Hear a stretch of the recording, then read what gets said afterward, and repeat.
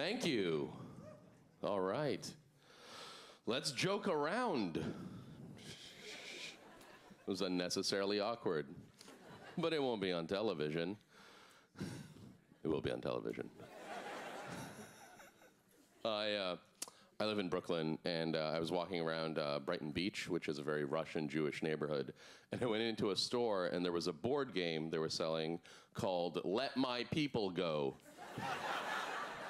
based on the Jews' exodus from Egypt. And I thought, too soon.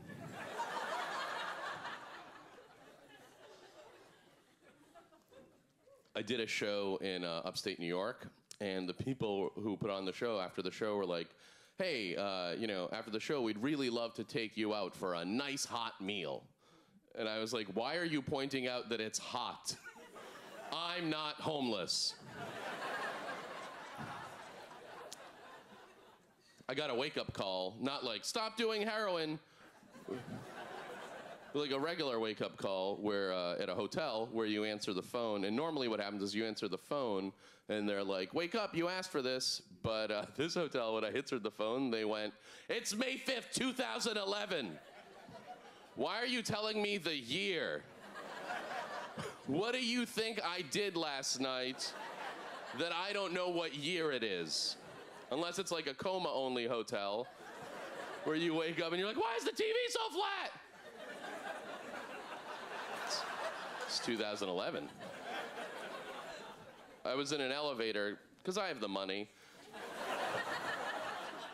And it was very small. It was really crowded. It was very small. And this guy sarcastically goes, there's probably bigger elevators than this in Russia.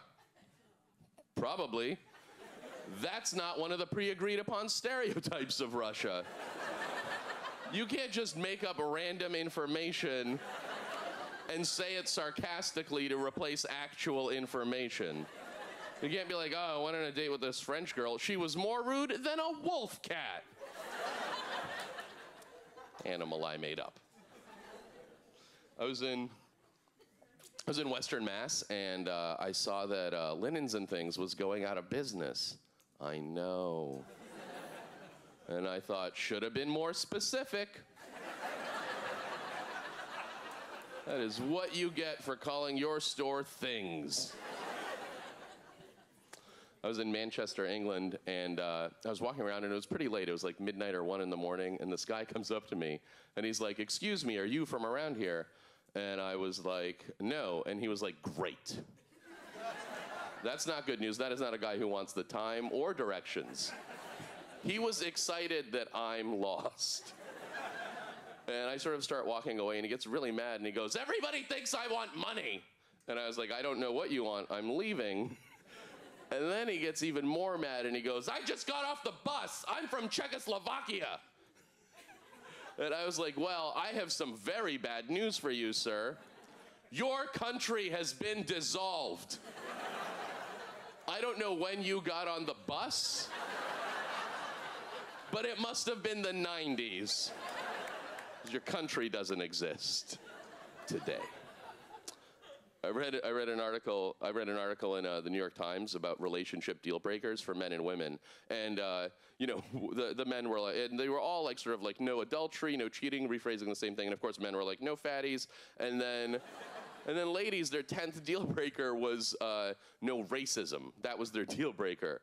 And so it means that the list was of things that happened, because if it was just anything you don't want on a date, then you just be like, I don't want to go on a date with someone who's been exposed to so much radiation, they're evil. It was things that have happened to people, which means enough women have gone on dates that are like, oh, he was so nice and we had so much fun and he was a great listener. And then when he went to kiss me, he went, I don't trust the Jews. Who doesn't know to not do that on a first date? Save it for the 7th. I wrote a book, and I did a book tour where you go and read from your book in stores. You arrange it. You don't just show up. It's totally planned. And what I found was that in every city, in every bookstore, there was at least one crazy person.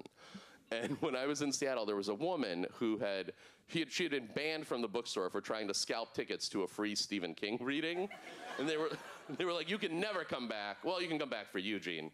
And So she's there and she's eating, she brought a cup of noodles from home that she's eating very angrily as I'm reading.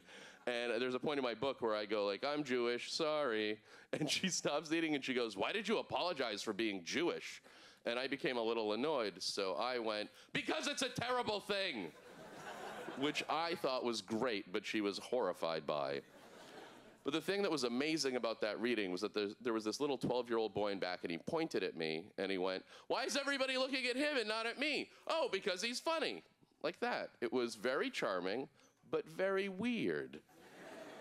Turns out this boy was the son of someone who worked there and that he had Asperger's, so he couldn't judge social situations. He created rules and rituals for himself. Then he pointed at me again, and he went, why doesn't he accept me as his God? It was amazing. And what that little boy doesn't understand is that I do accept him as my God. I've always found the specificity of religion really confusing. Like if you're Jewish, you have to wear a hat, but only in the middle of your head. But it all becomes clear the second that you realize that God is a 12-year-old boy with Asperger's.